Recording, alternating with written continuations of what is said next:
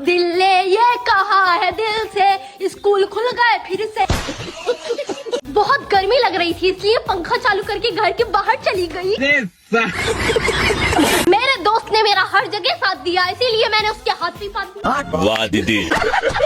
ना इक्स करो झूठा ना प्यार करो फर्जी, आगे नहीं बताऊंगी, मेरी शादी मेरी मर्जी। कुछ लोगों ने कहा हमारा मूड खराब था, तुम्हारी रील देखी और खराब हो गया। क्या हम इतने बुरे हैं?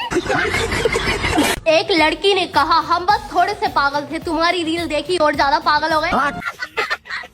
तुमसे दोस्ती इस कदर निभाएंगे, नौकरी नहीं भी मिली तो बिल्कुल नहीं घबराएंगे। तुम बस चाय बना रहे हो और हम चाय चाय से लेंगे, चाय ले लो चाय ले लो।